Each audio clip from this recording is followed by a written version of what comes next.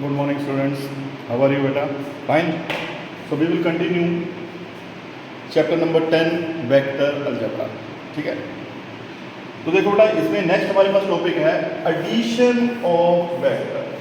How to add the vector. आप लोग vector को ऐड कैसे करते हैं? कहते हैं consider we have two vector, vector A and vector B.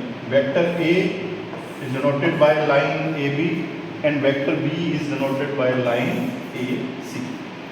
Then their resultant vector R. ये है इसका resultant vector R. तो जो इसका resultant vector R होगा that by the triangle law of vector addition. एक law है ये triangle law of vector addition. If A and B are two vectors, then their resultant vector R is written as A plus B, and that is the addition of vector. इस तरह हम vector को add करते हैं. ठीक है. अब हमने क्या किया, अगर सब्ट्रैक्शन के लिए करते हैं तो हमने क्या करना है, BC के बिल्कुल पैरेलल एक लाइन लेनी है हमने BD, जिसका मैग्नीट्यूड जो है वो कितना है, -B, इक्वल मैग्नीट्यूड है B. अब AB है और वेक्टर है BD, A और -B, तो इसका जो रिजल्टेंट वेक्टर है R वो किसके इक्वल होगा बेटा, that is equal to vector A minus vector B. ठीक है. अब यहाँ पर क्या आता है, जब इनको हम ऐड करते हैं, ठीक है, तो ऐड में आपने हमेशा याद रखना है कि I वेक्टर I के साथ ऐड होगा, J वेक्टर J के साथ, K वेक्टर K के साथ, इन 2 डायमेंशनल और इन 3 dimensional. Now next multiplication of a vector. ठीक है. अब मल्टीप्लाई कैसे करते हैं वेक्टर को, बाय एनी स्केलर क्वांटिटी. कहता है let a be a vector and lambda be a scalar quantity. Lambda हमारे पास क्या है, स्केलर क्वांटिटी है. लैम्डा की वैल्यू कुछ भी हो सकती है, वो 1/2 भी हो सकती है, 2 भी हो सकती है, -3 भी हो सकती है, anything. Then product of a and lambda is denoted by lambda a is called multiplication of vector. इसको हम क्या बोलते हैं, मल्टीप्लिकेशन ऑफ वेक्टर. अब कहता है जो मैग्नीट्यूड होगा लैम्डा ए का, that is equal to lambda into magnitude of a. Okay बेटा, यहां पर ये आ गया वेक्टर ए, इसकी लेंथ हाफ कर दी 1/2, इसकी लेंथ डबल कर दी 2a, वेयर 2 और 1/2 क्या है, that are the scalar quantity and it is called multiplication of a vector. Okay बेटा. नाउ नेक्स्ट हमारे पास है कंपोनेंट ऑफ वेक्टर. अब देखो वेक्टर तो हमने कर लिया, वेक्टर को ऐड भी कर लिया, वेक्टर को सब्ट्रैक्ट भी कर लिया, मल्टीप्लाई भी कर लिया, लेकिन अब बात आती है इनकी कंपोनेंट की. ठीक है. The component of vector. अब कंपोनेंट में हमने क्या किया, कंपोनेंट में हमने क्या किया, लेट अस टेक 3 पॉइंट. हमने क्या किया, 3 पॉइंट ले लिए. एक पॉइंट ले लिया A जिसके कोऑर्डिनेट है 1 0 0, एक हमने ले लिया B जिसके कोऑर्डिनेट है 0 1 0, एक ले लिया C जिसके कोऑर्डिनेट है 0 0 1. ठीक है. तो point A lies on x axis. ये पॉइंट किसके ऊपर ले लिया, x एक्सिस के ऊपर. ये ले लिया y एक्सिस के ऊपर और ये हमने ले लिया z एक्सिस के ऊपर. ठीक है. अब ये सारे के सारे क्या हैं, ये सारे के सारे यूनिट वेक्टर हैं. यूनिट वेक्टर का मतलब क्या हुआ, the magnitude of OA, O से लेके O तक ये जो लेंथ है that is 1. Magnitude of OB ये भी कितना है 1. मैग्नीट्यूड ऑफ OC ये भी कितना है 1. तीनों क्या है 1 1 1. ठीक है. अब यहां पर क्या है, ये है along x एक्सिस, ये है along y एक्सिस और ये है along z axis. These are the component. इनको हम बोलते हैं कंपोनेंट. ठीक है बेटा. अब x एक्सिस की along है. ठीक है. तो यहां पर इसकी कोई ना कोई पोजीशन होगी और पोजीशन के साथ क्या होगा, इसका कोई ना कोई पोजीशन वेक्टर होगा along x axis, along y axis, along z axis. उसके लिए हमारे पास क्या है, ये देखिए, ये हमारे पास एक 3 डायमेंशनल प्लेन है. हमारे पास 3 पॉइंट है A B और C. ये हमारा आ गया OA along x एक्सिस, ये आ गया OB along y एक्सिस और ये आ गया OC along z एक्सिस. अब हमारे पास एक पॉइंट है P जिसके कोऑर्डिनेट है x y z. इसके कोऑर्डिनेट क्या है, x y और z. ये हमारा आ गया that is the resultant vector. ठीक है. ये आ गया रिजल्टेंट वेक्टर OP. तो ये जो रिजल्टेंट वेक्टर OP है, इसके पोजीशन वेक्टर क्या होंगे बेटा, पोजीशन वेक्टर ऑफ OP ठीक है। अब अगर हमने OP के पोजीशन वेक्टर निकालने हैं तो OP के जो पोजीशन वेक्टर हैं बेटा वो क्या होंगे, that are represented by R, resultant vector R। अब ये जो है ये अलोंग x एक्सिस भी मूव कर रहा है, ये अलोंग y एक्सिस भी मूव कर रहा है, ये अलोंग z एक्सिस भी मूव कर रहा है।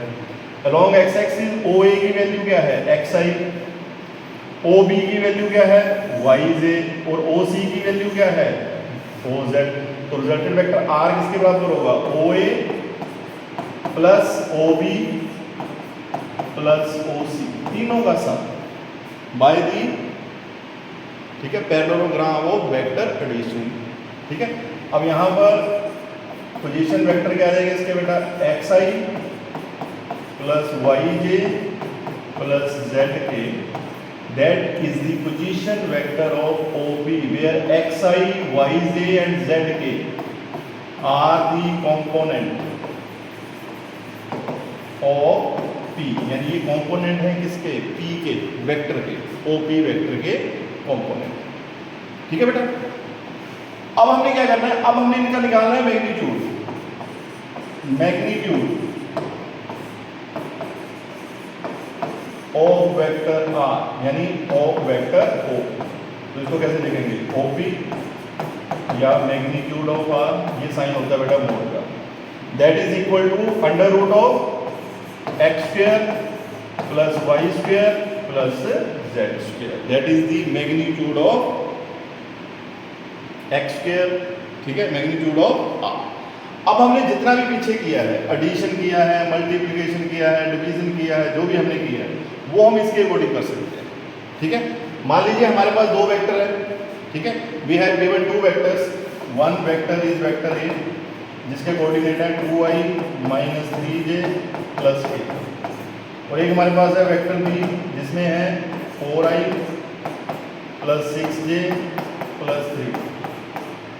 हमें क्या बोला गया, हमें बोला गया कि find the vector A plus B, इन दोनों का प्रोडक्ट निकालना है बेटा, नहीं सॉरी, इन दोनों का सम निकालना है।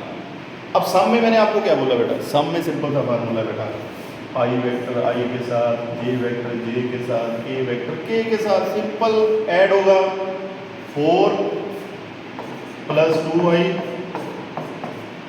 ठीक है, उसके बाद माइनस 3 प्लस 6j, लास्ट में आ गया 1 प्लस 3, तो ये आ गया बेटा 6i प्लस 3j प्लस 4, ये आ गया a प्लस b। अगर हमने a माइनस b निकालना है तो इनको सब्ट्रैक्ट कर दो, जैसे सिंपल सब्ट्रैक्शन करते हैं, बाकी i cap j cap k cap जो है वो कॉमन रह जाएगा। ठीक है बेटा, ये हमारे पास आ गया एडिशन और सब्ट्रैक्शन। अब बात आती है मल्टीप्लिकेशन की। हमारे पास है vector a i plus j plus k, हमने एक स्केलर क्वांटिटी ले ली 3, यानी हमने वैल्यू निकालनी है 3a की, मल्टीप्लिकेशन ऑफ वेक्टर, यानी इसको 3 से मल्टीप्लाई करना है।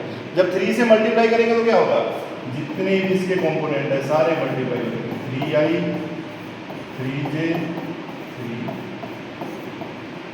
अगर 1/3 निकालना है तो ये 3 से डिवाइड हो जाएंगे, 1/3j 1/3। इस तरह हम इनको ऐड भी कर सकते हैं और सब्ट्रैक्ट भी कर सकते हैं। ठीक है बेटा, ठीक है, तो इसमें इसकी वैल्यू कुछ भी हो सकती है। ठीक है। अब यहां पर हमने किया, देखिए यहां पर हमने किया द पोजीशन वेक्टर, ठीक है, ऑफ ए पॉइंट P, एक सिंगल पॉइंट के हमने पोजीशन वेक्टर निकाले, लेकिन अब हमने पोजीशन वेक्टर निकालने हैं किसके, the line the vector joining the 2 point, यानी एक वेक्टर जो है वो 2 पॉइंट को ज्वाइन कर रहा है, लाइक दिस।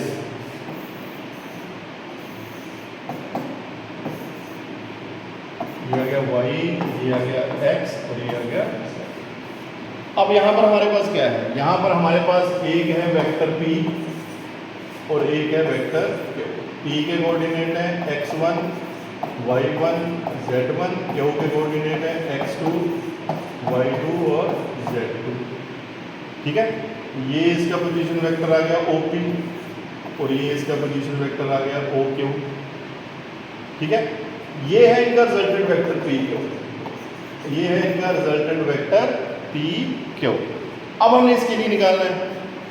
ठीक है, अब ओरिजिन पे कोऑर्डिनेट होते हैं 0 0 0, तो सबसे पहले हम निकालेंगे पोजीशन वेक्टर ऑफ ओपी। वो क्या आएंगे बेटा, x1i y1j और z1। फिर हम निकालेंगे पोजीशन वेक्टर ओ क्यू के, x2i y2j और z2। ठीक है बेटा, ये कब यूज करना है, अगर हमारे पास दो पॉइंट गिवन हो। सिंगल पॉइंट में नहीं होता, सिंगल पॉइंट में सीधा एक ही वेक्टर है, वही रिजल्टेंट वेक्टर होता है। अब हमने निकालना है वेक्टर पी क्यू। अब ध्यान से देखो बेटा, पी क्यू किसके बराबर होगा, पी क्यू के लिए जो फॉर्मूला है वो बनेगा O Q minus O P, यानी इसमें से इसको सब्ट्रैक्ट करना है। और जब हम सब्ट्रैक्ट करते हैं तो मैंने आपको क्या बताया था, आई वाले आई के साथ, जे वाले जे के साथ और के वाले के साथ।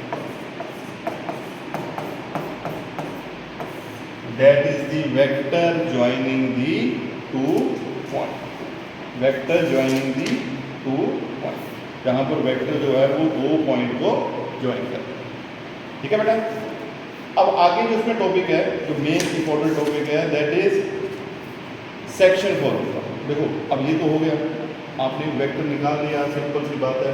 आपके पास दो पॉइंट दिए हैं एक्स पी और क्यू, आपने पी क्यू की वैल्यू निकालनी है, तो आप लोग इजीली जो है वो उसके वेक्टर निकाल सकते हैं। ठीक है बेटा, अब हमारे पास आता है सेक्शन फॉर्मूला। अब सेक्शन फॉर्मूला में क्या होगा बेटा, ठीक है, ये आ गया पी क्यू। ठीक है, अब सेक्शन फॉर्मूला में क्या होगा, सेक्शन फॉर्मूला में हमारे पास जो पॉइंट है उसके बीच में एक पॉइंट है, यानी दो वेक्टर हैं। ठीक है, ये इस तरह लिटरेस बन जाएगा, ये हमारे पास आ गया सेक्शन फॉर्मूला,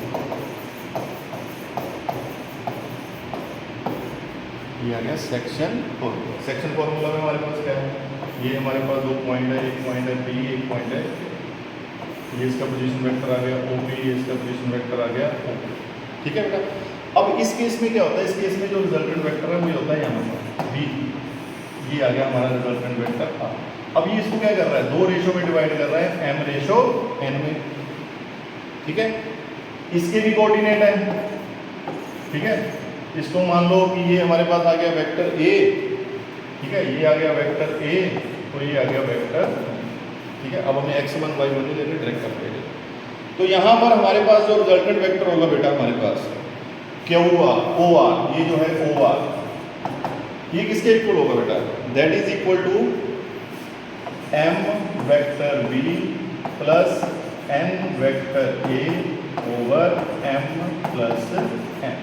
ये कब होगा, अगर वो उसको इंटरनली डिवाइड कर रहा है, और अगर वो उसको एक्सटर्नली डिवाइड कर रहा है तो ओ आर क्या होगा, M B minus N A over M minus N. ये किसके लिए बेटा, एक्सटर्नल।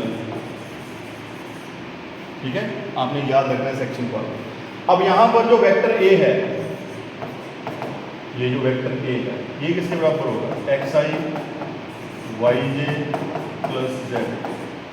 अगर ये 1 1 है तो x1 y1, जो इसके कोऑर्डिनेट क्या है, x1 y1 और z1। और वेक्टर b जो है वो क्या होगा, x2i y2j और z2, यानी इसके कोऑर्डिनेट क्या है, x2 y2 और z। तो इस तरह हम इसके वैल्यू निकाल सकते हैं। ठीक है बेटा, तो ये है हमारे पास कुछ वेक्टर से रिलेटेड। ठीक है, ठीक है, एक्सरसाइज स्टार्ट करेंगे नेक्स्ट में। ठीक है बेटा, okay, thank you, have a nice day.